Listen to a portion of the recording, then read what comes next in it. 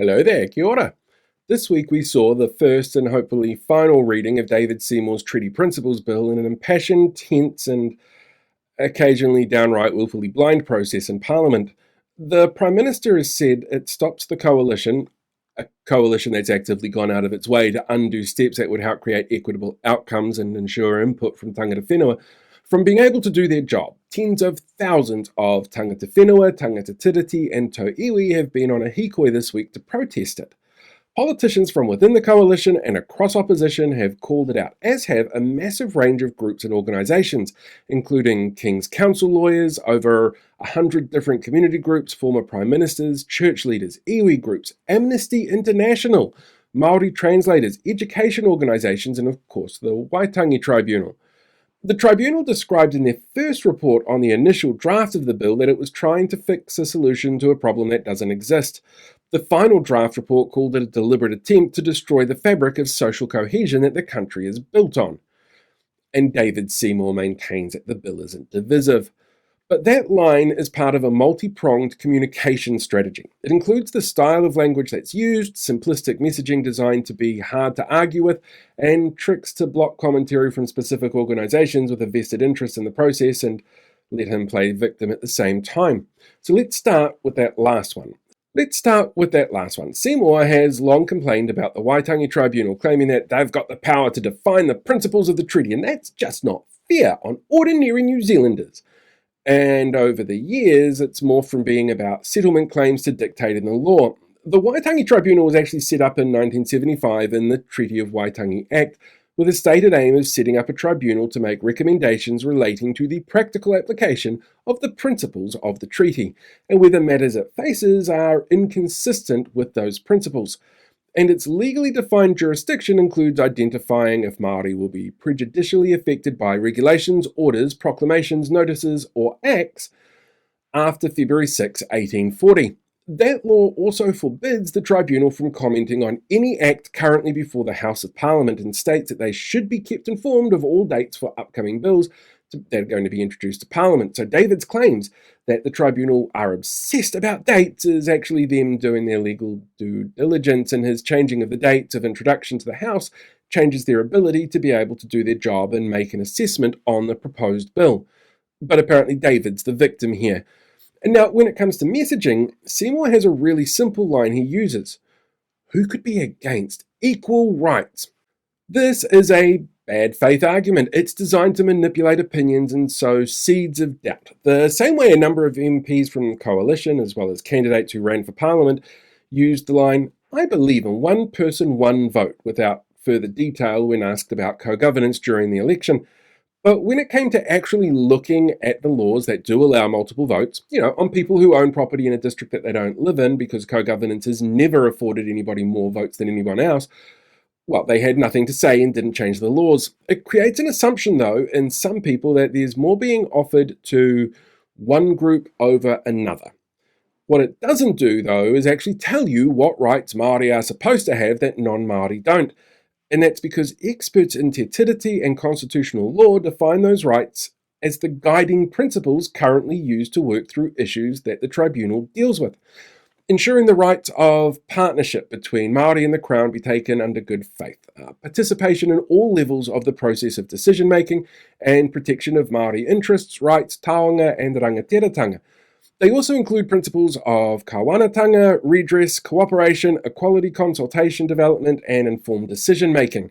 Now, these might not be explicitly named within te tiriti, but have been developed by academics, historians, lawyers, judges, experts employed by courts, constitutional experts, politicians, and government officials on a case-by-case basis as the tribunal works through cases in front of it. And that's because the tribunal is, under law, designed to deal with each case one by one and to take on individual cases and circumstances in their process. So, guiding principles give them a framework to work within without boxing in their ability or limiting their approach, which Seymour's bill would do. So the special rights that are claimed to be there are actually protections to ensure Māori have the same rights that Seymour's fans take for granted.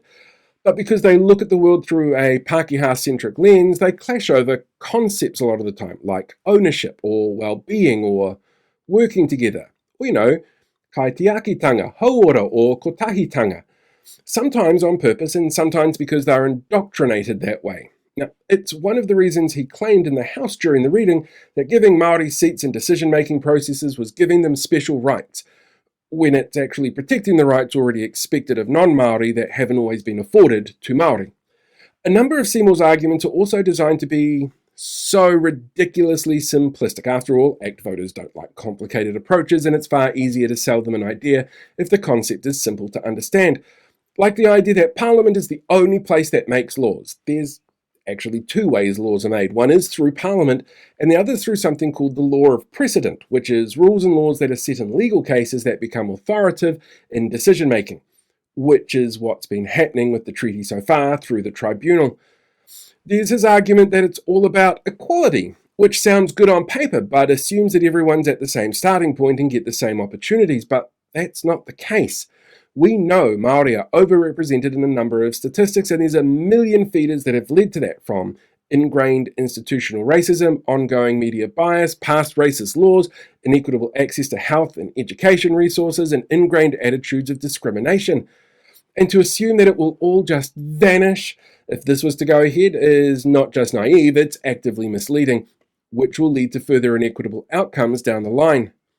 The reality is that as just one of 5 countries without a definitive constitutional founding document, we have a complicated system in place for our constitutional setup. A simple approach to draw a line and create a simplistic definition for such a complex element of a complex system is a disservice to everyone who calls Aotearoa New Zealand home. It appeals to some people who mistake equal treatment as privilege because they come from a privileged background and can't tell the difference, or to some people who think that their reckons are more important than the opinions and expertise of people who have been studying and working in this field for generations. But it's a blunt instrument designed to erase 50 years of progress towards equitable outcomes and restitution for historic and, let's face it, potential future transgressions between the two parties which are signatories to the founding document. It's being sold with a simplistic, misleading messaging that appeals to some people with more dollars than sense and who believe for one group of people to succeed, another has to fail. When, really, a rising tide lifts all boats. And Te Tiriti? That should be our mooring. Oh, hey there, podcast listener. Look, you've reached the end of this episode, and I know my episodes are short, so I'm sorry it feels so abrupt. But hey, you've got plenty of options from here on in. You could go and listen to more content if you want to, and feel free to rate it on whatever platform it is that you're listening to. You could go and check out some of my other pages as well, because there's slightly different content on different pages, like my TikTok page or my YouTube page. But you could also sign up for something like my newsletter, which comes out weekly and takes a look at sometimes in-depth issues that I haven't been able to cover in the shorter videos, or great big investigation pieces. They're all a little bit different, so check all the links out in my bio. It's super easy to find, and hopefully I get to see you on one of the other platforms as well as catching you here having a listen.